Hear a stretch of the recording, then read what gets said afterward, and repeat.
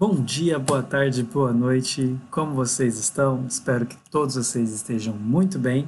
Como vocês sabem, eu sou o professor Carlos, professor de biologia de vocês, e hoje nós vamos dar continuidade na composição química das células, tá? Continuidade do que a gente viu na semana anterior. Esses slides também estarão disponíveis para vocês no Classroom, e qualquer dúvida é só vocês perguntarem, tudo bem? Vamos lá? Anteriormente, nós falamos que a composição química das células é de compostos inorgânicos, que é a água e os sais minerais, que são compostos encontrados na natureza, e compostos orgânicos, que são aqueles à base principalmente de carbono, que são compostos sintetizados por organismos vivos, como as proteínas, os carboidratos, os lipídios, as vitaminas e os ácidos nucleicos. Na aula anterior, nós falamos dos carboidratos, que são compostos energéticos, que são compostos estruturais, que são, por exemplo, os açúcares. Nós falamos dos lipídios, que são os óleos e as gorduras. E nesta aula de hoje nós vamos falar sobre as proteínas, as vitaminas e os ácidos nucleicos. Iniciando pelas proteínas. Proteínas são substâncias orgânicas mais abundantes nos seres vivos. Elas são macromoléculas complexas, ou seja, são moléculas muito grandes e com grau de complexidade. Elas possuem funções estruturais, enzimáticas, hormonais, imunológicas, entre outras. Cada uma dessas funções vai depender da forma que essa proteína tem e a forma como ela atua no nosso organismo.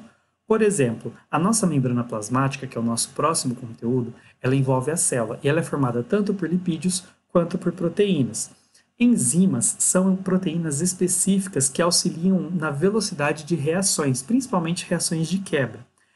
Muitos hormônios que nós temos são à base de proteínas e os nossos anticorpos, eles são a partir de proteínas de reconhecimento para eles funcionarem. Então, o nosso sistema imunológico, ele produz anticorpos, que são proteínas de reconhecimento, para as nossas células de defesa, os nossos glóbulos brancos conseguirem atuar. Proteínas são formadas por átomos de carbono, hidrogênio e oxigênio, e algumas vezes enxofre e outros átomos, mas via de regra são esses três átomos com a combinação de um outro. Proteínas são formadas pelo agrupamento de aminoácidos. Os aminoácidos, então, é a estrutura básica da proteína. Se vocês lembrarem, anteriormente nós falamos que os carboidratos, eles tinham como estrutura básica os monossacarídeos. No caso das proteínas, nós temos os aminoácidos. Pensa assim, uma proteína é um castelinho de Lego. E cada pecinha do castelinho de Lego é um aminoácido. Então, as diferentes formas como eu coloco esses aminoácidos formam as diferentes proteínas, certo? Unem-se números de dezenas, centenas ou milhares de aminoácidos para formar uma proteína. Então, dependendo do tamanho da proteína, ela vai ter uma quantidade de aminoácidos. A esse encadeamento, nós chamamos de cadeia polipeptídica. Por quê? Um peptídeo é um aminoácido. Então, uma ligação peptídica é uma ligação que dois aminoácidos fazem. Um polipeptídico, poli significa vários, então são vários peptídeos, vários aminoácidos.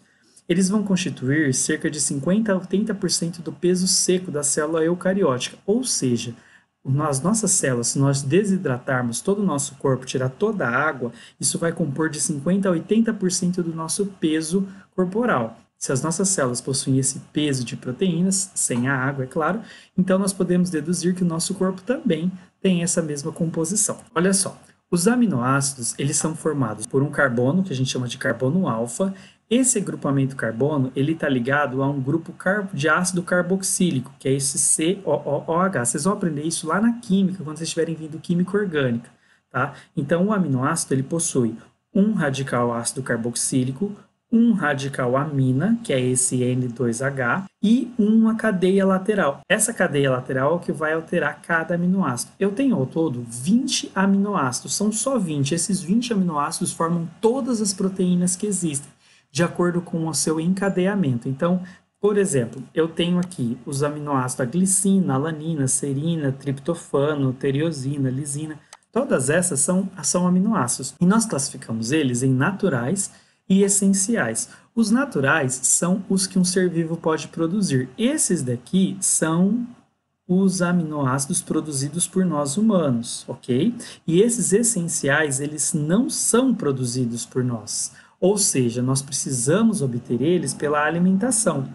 É preciso lembrar que essa lista de aminoácidos naturais e essenciais, ela é específica para cada espécie. Ou seja, se eu pegar, por exemplo, um coelho, ele vai ter uma lista de aminoácidos naturais e essenciais diferente da nossa, de nós humanos. Okay? Então vamos lá. Nos naturais, nós conseguimos produzir naturalmente no nosso organismo todos esses daqui, esses 12 aminoácidos. Okay? E nós não produzimos esses 8. Nós precisamos nos alimentar para conseguir a produção deles. Tudo bem? Por isso que uma alimentação diversificada é importante, porque é por meio da alimentação que nós conseguimos esses aminoácidos. Fontes de proteínas, como por exemplo, eu tenho leites e derivados, carnes, legumes, todos eles são ricos em proteínas. Por isso que quando uma pessoa se torna vegetariana, é aconselhável que ela faça substituição e inclua na sua alimentação ervilha, lentilha, soja, grão de bico, dentre outros grãos de legumes,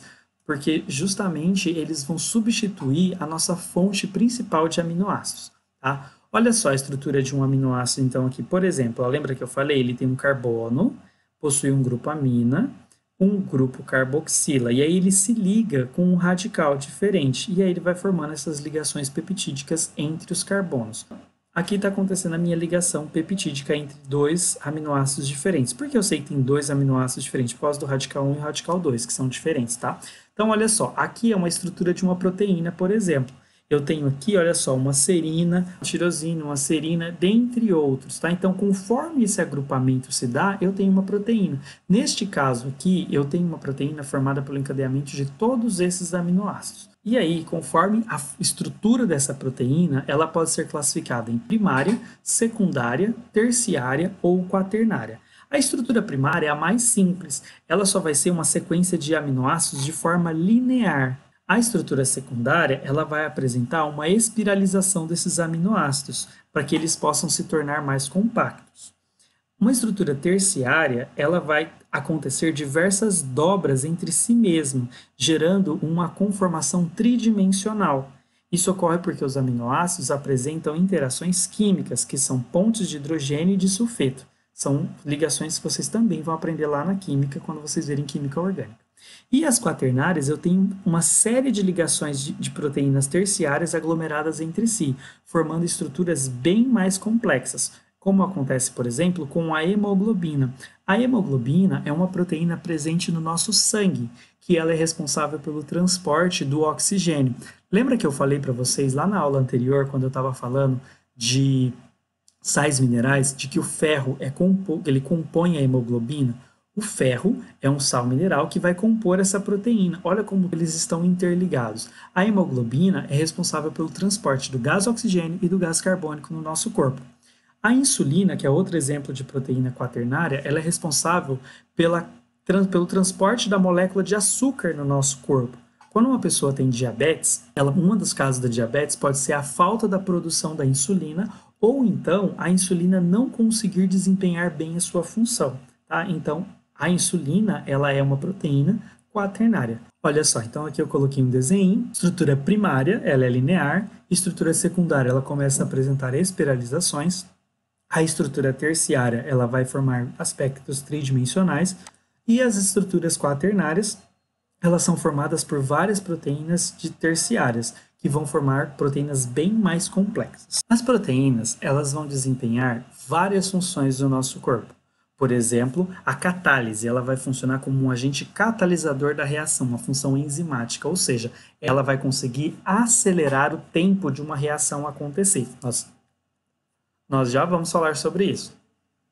A movimentação, as nossas contrações musculares, elas só acontecem porque eu tenho uma proteína nas nossas fibras musculares, que são responsáveis por essa contração. Então, toda a nossa movimentação é em função dessas proteínas que eu tenho nas fibras musculares. A sustentação, o que liga os nossos ossos à cartilagem, é uma proteína chamada colágeno. Tá? Ela também está associada à nossa elasticidade da pele.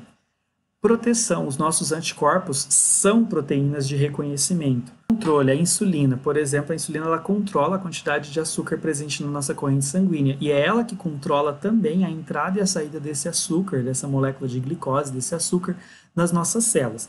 E transporte, aí, como eu falei, a hemoglobina transporta o gás oxigênio e o gás carbônico. Além dela ter função estrutural, a membrana plasmática é formada por proteínas. Okay? As proteínas elas podem sofrer um processo chamado desnaturação, que é quando ela perde a sua função, ela não vai ter mais a mesma função. Essa alteração na sua estrutura, essa desnaturação, ela pode ser por efeitos de temperatura, quando eu elevo ou reduzo muito a temperatura, pelo pH, que é quando eu altero a acidez do local, pela salinidade, determinados sais conseguem alterar essas proteínas. Ela pode ser irreversível ou reversível, mas na maior parte das vezes ela é irreversível. Um exemplo, a clara do ovo. Quando o ovo está cru, a clara ela está transparente, ela está melequintazinha, ela está viscosa. Quando nós fritamos ou cozinhamos esse ovo, ou quando nós colocamos álcool no ovo, ele vai sofrer um processo de desnaturação. E aí ele vai ficar enrijecido e vai ficar branca, bem branca, tá? A clara do ovo é uma proteína chamada albumina. Então, quando ela sofre desnaturação, ela vai se tornar esbranquiçada e rígida, ok? Ela perde aquela consistência, aquela coloração que ela tinha anteriormente. Esse é um processo irreversível. A caseína é uma proteína que está presente no leite. Quando a gente coloca ácido cítrico nela, ou ácido acético, como por exemplo limão ou vinagre, ele vai coalhar. E aí eu vou desnaturar a caseína e vou formar uma paracaseína, que é a proteína desnaturada, que é o que a gente usa para fazer a coalhada, para fazer queijo, para fazer alguns iogurtes. Tá? Então esse processo aqui também é de desnaturação da proteína.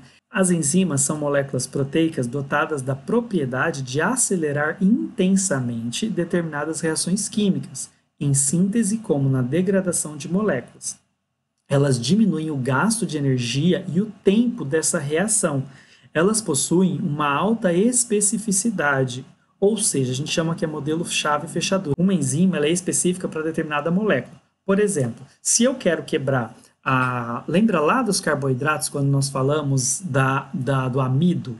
O amido é um polissacarídeo formado por várias moléculas de glicose.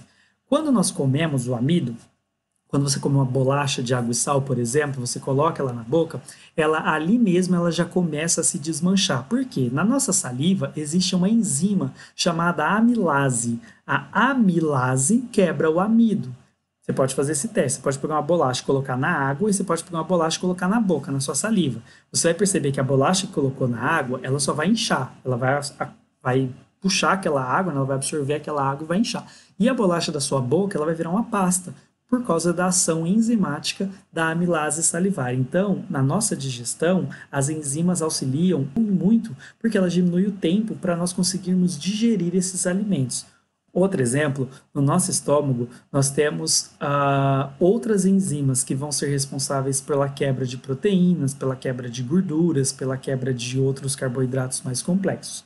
Tudo bem? Essas enzimas, elas são específicas. Eu não consigo, com a amilase salivar, por exemplo, quebrar a proteína. Se eu pegar uma proteína e comer, como por exemplo a carne, ela não vai começar a ser digerida na minha boca. A ação da amilase salivar ela é exclusiva sobre o amido.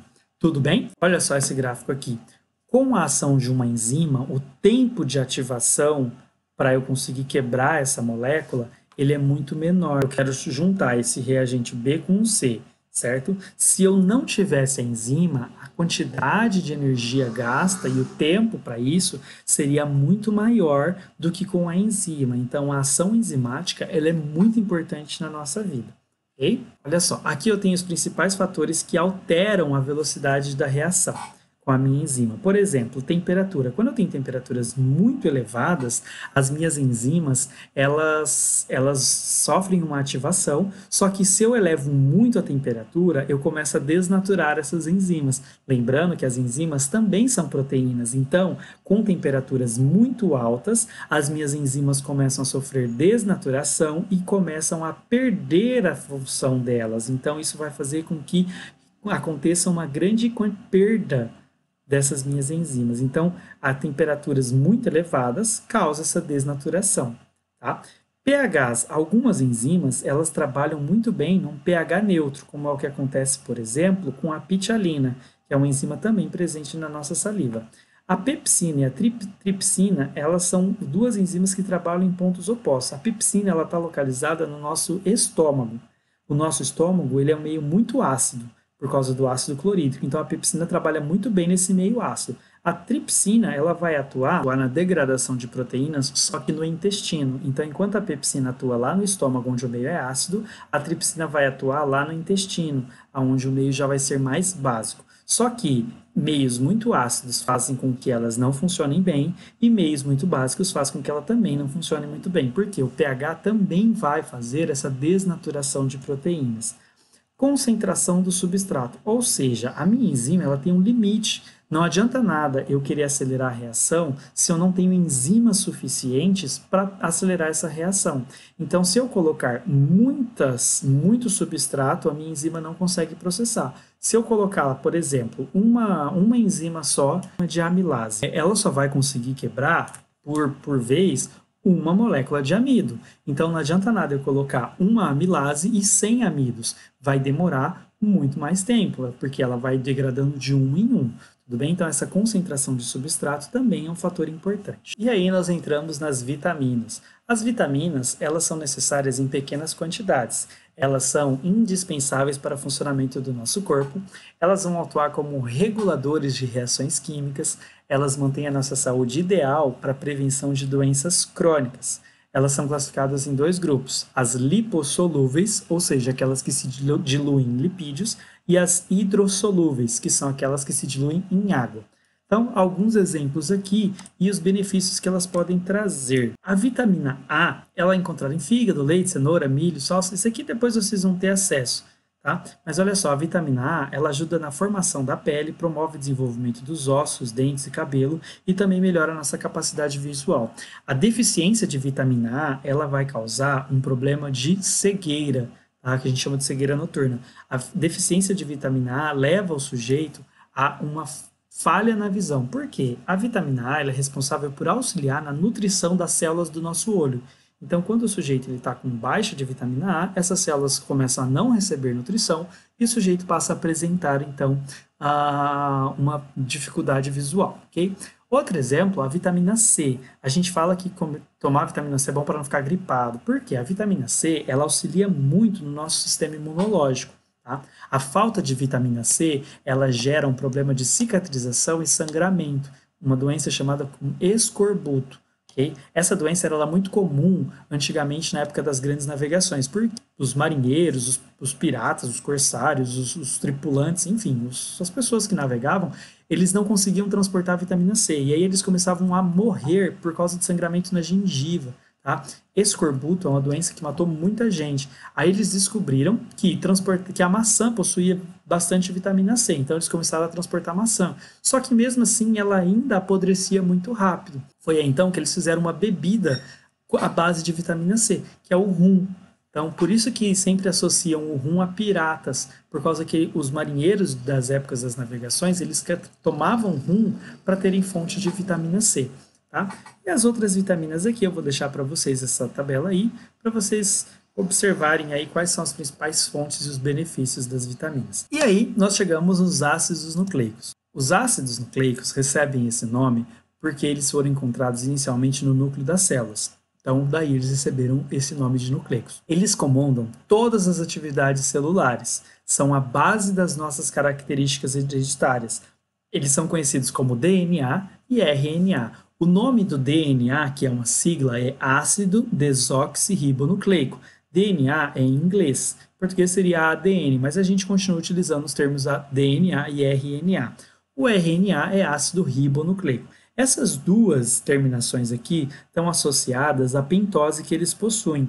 Por quê? O DNA possui como pentose, como um açúcar dele, a desoxirribose, enquanto o RNA possui a ribose. Daí os dois nomes, desoxirribose e ribose, que vão ser, então, os carboidratos, as pentoses que vão ser encontradas aqui no meu DNA. Eles são formados por essa estrutura chamada nucleotídeo. O nucleotídeo ele é formado por um grupo fosfato, uma pentose e uma base nitrogenada. Cada nucleotídeo, então, ele possui essas bases nitrogenadas. No DNA, eu tenho 4 bases nitrogenadas diferentes. Eu tenho a adenina, a timina, a guanina e a citosina. Essas são as minhas bases nitrogenadas do DNA. No RNA, eu vou ter as mesmas bases com diferença da timina, que vai ser substituída pela uracila, mas nós vamos falar disso já já. Então, olha só. O DNA ele é formado por uma fita dupla espiralizada e as minhas bases nitrogenadas elas se ligam formando então ó, a adenina ela se liga com a timina e a citosina se liga com a guanina. Pense assim, neste corrimão aqui, nessa fita azul, é onde está a minha pentose e meu grupo fosfato. Esses aqui que parece na escada, essas linhas, são as minhas bases nitrogenadas que estão ligando. Então, a adenina sempre vai se ligar com a timina e a citosina sempre vai se ligar com a guanina. Como que eu gravo isso? Eu gravei que o Carlos Gonçalves, que sou eu, adora tortuguita, que é aquele chocolate. Fica a dica. Então, olha só, Carlos Gonçalves adora tortuguita, mas você pode memorizar como você achar melhor. Eu gravei assim porque é o meu nome e é um chocolate que eu gosto. Então, para mim, ficou mais fácil. Só que você pode criar qualquer frasezinha aí. Lembre-se sempre que a adenina se liga com a timina e a citosina com a guanina. No caso do RNA, ele é formado por uma fita simples, ok? E aí, eu não tenho a timina, eu tenho a uracila, que é substituída. Mas se ele é formado por uma fita simples, por que ele se liga? Na verdade, ele vai se ligar quando o RNA é formado, ele é formado a partir de um fragmento do DNA. Então, a minha molécula de RNA, ela é formada por uma fita simples e ela tem as bases adenina, uracila, citosina e guanina. Essas bases aqui, elas são duplas, apesar de elas serem uma fita simples, porque o RNA se origina do DNA. Eu vou colocar um videozinho aí para vocês e vocês assistam também, que ele vai mostrar desde a produção, desde o DNA até a produção de uma proteína, tá? Como ele acontece. Então, diferenças entre o DNA e o RNA. O DNA possui como pentose a desoxirribose e o RNA a ribose. As bases do DNA são a citosina, timina, adenina e guanina, e do RNA a timina é substituída pela uracila. O DNA está encontrado principalmente no núcleo das células e o RNA principalmente no citoplasma. A função do DNA é transmitir a informação genética. A função do RNA é ter a informação para fazer a proteína. E o DNA tem uma fita dupla, enquanto o RNA é uma fita simples, ok? Olha só, o RNA e as proteínas. Lembra que eu falei que a uracila que está presente no RNA? Aqui eu tenho um segmento de RNA, a gente chama isso de códon. Cada códon, que é composto por 3 nucleotídeos, ele vai originar um aminoácido. Olha só, esses aqui, se vocês voltarem lá atrás, se nós voltarmos nessa lista aqui, esses aminoácidos aqui, eles são aqueles mesmos aminoácidos produzidos pelo RNA. São esses mesmos aminoácidos aqui. Então, olha só, quando eu tenho uma uracila e uma uracila, eu vou formar um aminoácido fenilalanina. Então, ele vai pegar o fenilalanina. É como se fosse uma pecinha de Lego, tá? Quando eu tenho citosina e a adenina, eu vou formar a prolina. Então, a cada 3 nucleotídeos, eu tenho código para um aminoácido. E aí, quando eu encadeio esses aminoácidos, eu vou formar as proteínas. Como que isso acontece, então? O meu DNA ele tem todas as receitas de todas as proteínas do meu corpo. Só que eu só quero produzir, por exemplo, uma hemoglobina, que é a minha proteína do sangue. Então, eu não preciso pegar todo o livro de receitas, eu pego só a receita da hemoglobina. Então, eu carrego isso pelo RNA. O RNA vai chegar no citoplasma da célula, numa organela chamada ribossomos. E aí, lá no ribossomos, ele vai ler essa receita. Ele vai ver, então, aqui está escrito que tem uma citosina, uma uracila e uma citosina. Então, eu tenho que pegar o aminoácido leucina. Ele pega o aminoácido leucina. Aí ele vai lendo e vai formando, até ele formar a proteína. No vídeo que eu vou mostrar para vocês, ele mostra todo esse encadeamento. Tudo bem?